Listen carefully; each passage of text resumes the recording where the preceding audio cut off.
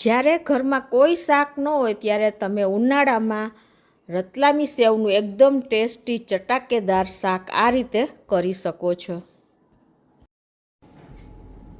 Hello friends, super magic રસોઈમાં મિત્રો આપનું સ્વાગત કરું છું. આજે આપણે ઉનાળામાં ઘણી વખત કોઈ શાક ન મળે ને ત્યારે તમે સાંજે એકદમ કન્ફ્યુઝ થઈ જાઓ છો કે અત્યારે શું કરવું. તો તમારા માટે બેસ્ટ શાકની રેસીપી લઈને આવી છું. તો ગમે તો લાઈક કરજો, શેર કરજો અને નવા મિત્રો સબસ્ક્રાઇબ કરવાનું તો બિલકુલ ના ભૂલતા. બાજુમાં રહેલ બેલ આઇકનને પણ પ્રેસ કરજો જેથી કરીને લેટેસ્ટ વિડીયોની માહિતી મળતી રહે. અને હાઈપ બટનને પણ પ્રેસ કરજો એટલે અમુક પોઈન્ટ્સ અમને લોકોને મળતા રહે. તો મિત્રો, ક્યારેય પણ તમારે મૂંઝાવાની જરૂર નથી. જ્યારે કોઈ શાક તમને ગ્રીનરી શાક ના મળે ને ત્યારે તમે આજે હું રતલામી સેવનું શાકની રેસીપી તમારી સાથે શેર કરું છું, જે નાના મોટા સૌને ભાવશે અને 2 રોટલીને બદલે 4 રોટલી ખવાઈ જાય ને એટલું ટેસ્ટી બને છે. અને તમે ભાત સાથે, ખીચડી સાથે, રોટલા સાથે, ભાખરી સાથે પણ ખાઈ શકો ને એટલું એકદમ ગ્રેવી વાળું બનશે. તો ઇન્ગ્રેડિયન્ટ પણ બતાવી દો. એના માટે મેં 3 થી 4 કળી લસણ, 2 લીલા મરચાં, 1 ઇંચ આદુનો ટુકડો, 2 કાંદા, 2 ટમેટા મોટી સાઈઝના, ધાણા ભાજી, કસૂરી મેથી, રૂટીન મસાલા, તેલ અને મીઠું લેશું. અને રતલામી સેવ છે. તો બનાવવાનું ચાલુ કરીએ. પહેલા જે આપણા કાંદા લીધા છે ને એને આ ખમણીએથી ખમણી લેશું, એટલે કે ગ્રેટ કરી લેશું આ રીતે. તો આ રીતે જો આપણે કાંદાને પણ ગ્રેટ કરી લીધા છે. રીતે હવે આપણે આ જે ટમેટા લીધા છે એને પણ 2 ભાગ કરીને અને ગ્રેટ કરી લેશું. તો આ રીતે જો આપણે ટમેટાને પણ ગ્રેટ કરી લીધા છે. હવે જે આદુ, લસણ અને મરચાં લીધા છે ને એને આપણે તમે ખાયણી દસ્તામાં પણ ટોર્ચ કરી શકો છો અને આમાં પણ ડાયરેક્ટ મિક્સર જારમાં આપણે કરી લેશું. એ જ રીતે આદુ નાખી દઈએ કીંચ, અને 5 થી 6 કળી આપણે લસણ લીધું છે એને નાખી દેશું. તો હવે એને આપણે પીસી લઈ. તો આ રીતે જો આપણે મરચાંની, આદુ લસણની પેસ્ટ કરી લીધી છે. હવે આપણે ગેસ ઓન કરીને અને પેન એક મૂકશું. એમાં આપણે 2 ટેબલ સ્પૂન જેવું તેલ મૂકી દઈએ અને તેલને ગરમ થવા દઈએ. તો તેલ ગરમ થઈ ગયું છે. 1/4 ટીસ્પૂન જેવી હિંગ નાખી દેશું. 1 તમાલપત્ર, 2 સૂકા લાલ મરચાંના પીસ કર્યા છે નાની સાઈઝના, 2 થી 3 લવિંગ, અને એને આપણે ક્રકલ થવા દેશું. 1 લીમડાની ડાળી અને જે આપણે આ પેસ્ટ કરી છે એ નાખી દઈ. ગેસની ફ્લેમ આપણે મીડિયમ રાખી છે.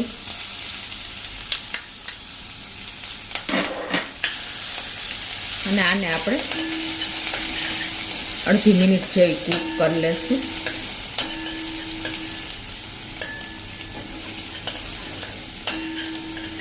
તો આપણી પેસ્ટ પણ કૂક થઈ ગઈ છે. હવે આપણે જે આ કાંદાને ગ્રેટ કર્યા છે 2 એ નાખી દઈએ મીડિયમ સાઈઝમાં.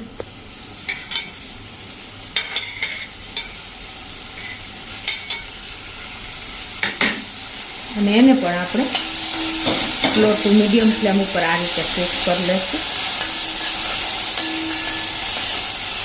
મિત્રો, આ પહેલાં પણ મેં તમને ઉનાળું શાક, આપણે સિંગ ભુજિયાનું શાક રિલે કર્યું હતું સુપર મેજિક રસોઈ ચેનલમાં. એનો પણ સારો એવો રિસ્પોન્સ મળ્યો છે. તો આવા શાક તમે ક્યારેય ઉનાળામાં શાકનું શું કરવું એનો વિચાર આવે ને ત્યારે ઇન્સ્ટન્ટ તમે સાંજના ડિનરમાં આ શાક કરી શકો છો.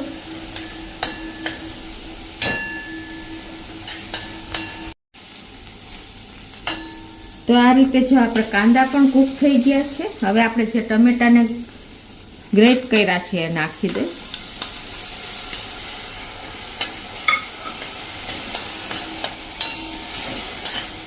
એકદમ પંજાબી સ્ટાઇલ આપણું આ શાક ઇન્સ્ટન્ટ રેડી થઈ જાય છે. કોઈ ટાઈમ નથી લાગતો. હવે આમાં આપણે ટેસ્ટ એકોર્ડિંગ 1/4 ટીસ્પૂન જેવું મીઠું નાખી દેશું અને મસાલા કરી લેશું. અડધી ટીસ્પૂન હળદર, 1 ટીસ્પૂન લાલ મરચું પાવડર, 1 ટીસ્પૂન ધાણા જીરું પાવડર.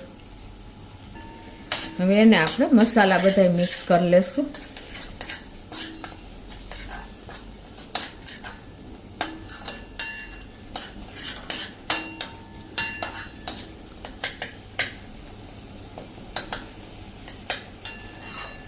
હવે આને આપણે થોડુંક ઢાંકીને કૂક થવા દેશું. તો 1 મિનિટ જેવું થયું છે અને જો આપણે તેલ પણ છૂટું પડી ગયું છે. આ રીતે તમે ગ્રેવી પહેલાં કૂક કરી લેશો ને મસાલા સાથે એટલે એકદમ સરસ ટેસ્ટ આવી જશે. તમારી ગ્રેવી કૂક થઈ જશે એટલે તેલ છૂટું જ પડી જશે. હવે આમાં આપણે 1 કપ જેવું પાણી નાખી દઈશું. ગેસની ફ્લેમ અત્યારે થોડીક વાર આપણે ફૂલ કરી દઈશું. હવે આ જે આપણે પાણી નાખ્યું ને એને 1 બોઇલ આવવા દેશું. તો જો આપણો વઘાર પણ ઉકળી જ ગયો છે. આપણે સેવ નાખવી હોય ને જ્યારે તમારે શાક સર્વ કરવું હોય ને ત્યારે જ સેવ નાખી દેવાની 1 મિનિટ પહેલાં જ. તો આપણો વઘાર એકદમ સરસ પાકી જ ગયો છે. તો હવે આ સ્ટેજે આપણે જ્યાં રતલામી સેવ મેં લીધી છે 1 કપ જેવી એને નાખી દેશું.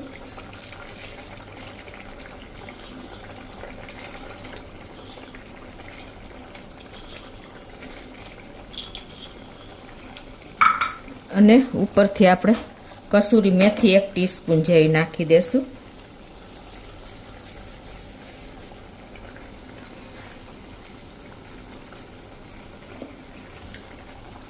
અને હવે મિક્સ કરી લેશું. અને લાસ્ટમાં આપણે થોડીક ધાણા ભાજી પણ નાખી દઈએ. તો હવે ગેસ બંધ કરી દઉં છું. આપણું શાક એકદમ જો રેડી થઈ ગયું છે. જરા પણ તમને ટાઈમ નહીં લાગે અને એવું ચટપટું આ શાક તૈયાર થશે ને કે રોટલી ઓછી જ પડશે. તો હવે આપણે સર્વ પણ કરી લઈએ. તો એકદમ ટેસ્ટી એવું આપણું રતલામી સેવનું શાક રેડી છે.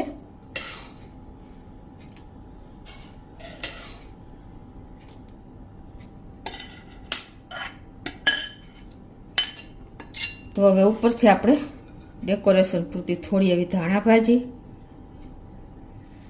તો મિત્રો આપણું રતલામી સેવનું શાક રેડી થઈ ગયું છે. એકદમ ટેસ્ટી અને ચટાકેદાર. તમે ચોક્કસ આ ઉનાળામાં 1 વખત ટ્રાય કરજો અને મને કોમેન્ટ બોક્સમાં જણાવજો કે તમને આ શાકની રેસીપી કેવી લાગી. ગમે તો લાઈક કરજો, શેર કરજો અને નવા મિત્રો સબસ્ક્રાઈબ કરવાનું તો બિલકુલ ના ભૂલતા.